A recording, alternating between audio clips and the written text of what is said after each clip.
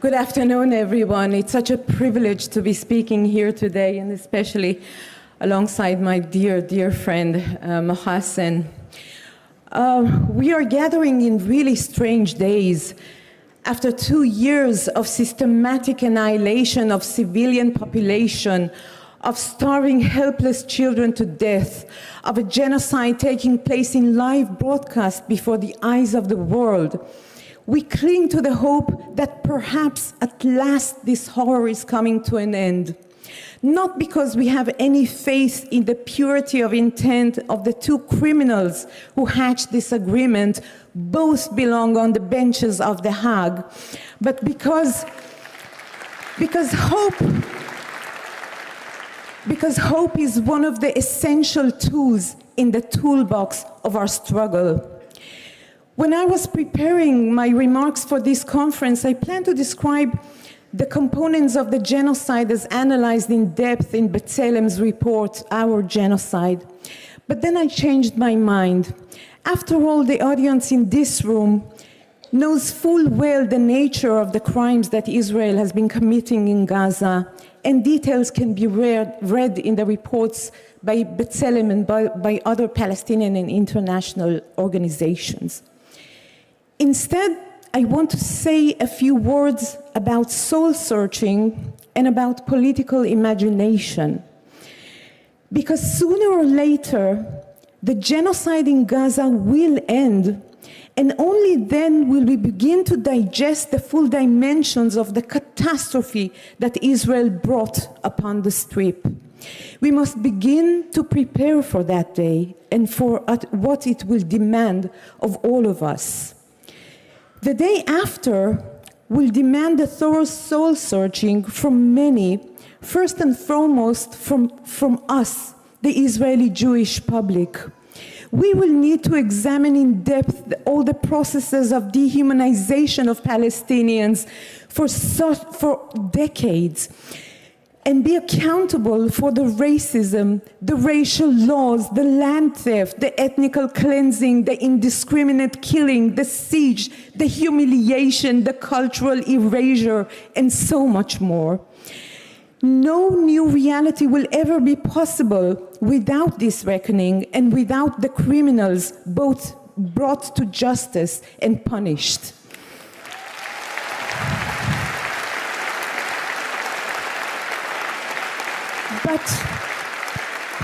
But the governments around the world will also have to be held accountable for how they allowed Israel to establish over decades a clear apartheid regime and still call it a democracy.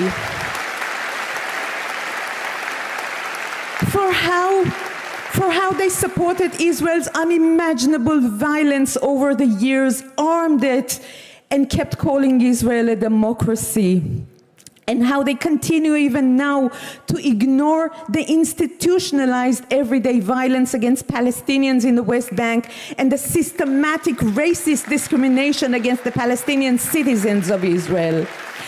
The blood of the genocide victims in Gaza is also on their hands.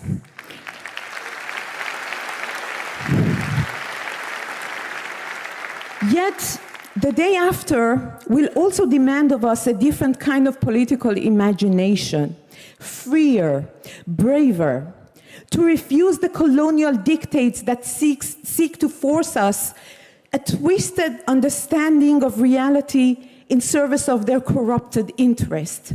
We can ask, for example, why is it that the dominant political discourse in the West today takes for granted that the Israeli-American demand that Hamas will not be a part of any future agreement in Gaza, yet does not even think to demand the same regarding Netanyahu and his blood-soaked government?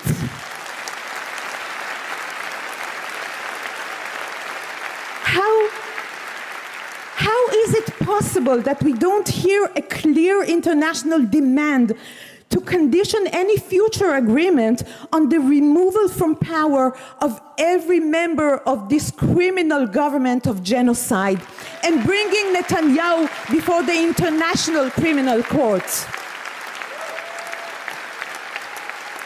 How is it even conceivable that regime that carried out a genocide would continue to be legitimate?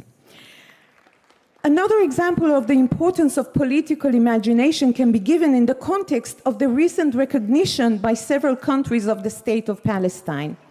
After 2 years of annihilation, the idea that such a symbolic act with almost no real meaning would be considered a sufficient act is an insult and a shameful attempt to limit our political imagination. We cannot accept that. All of those states have far more effective tools to stop Israeli machine of destruction. We demand that those tools will be used.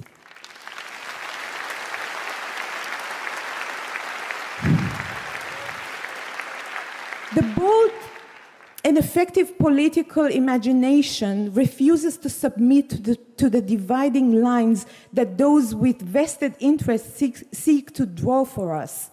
One of the things that most frightens the Israeli apartheid regime is crossing the lines that separate the two peoples who live on this land.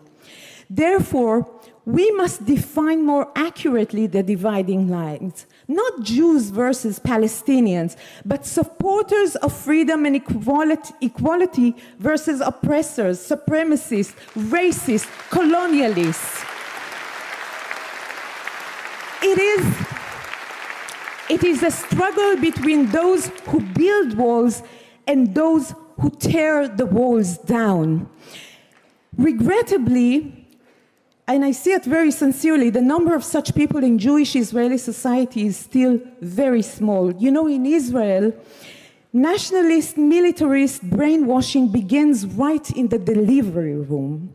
So that when those young people reach the age of 18 and are legally required to enlist in the army, only very few of them are free enough in their minds to be able to resist. But as a long-time political activist, I know for certain that change is possible and that we do not have the privilege to not fighting for it. In the end,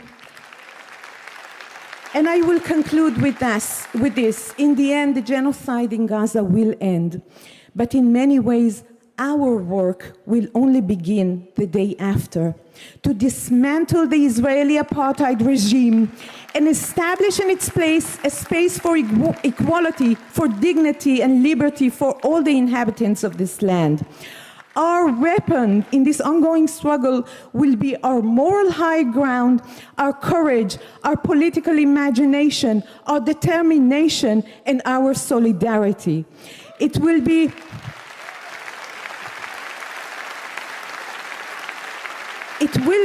a difficult task, but we do not have the privilege of failing.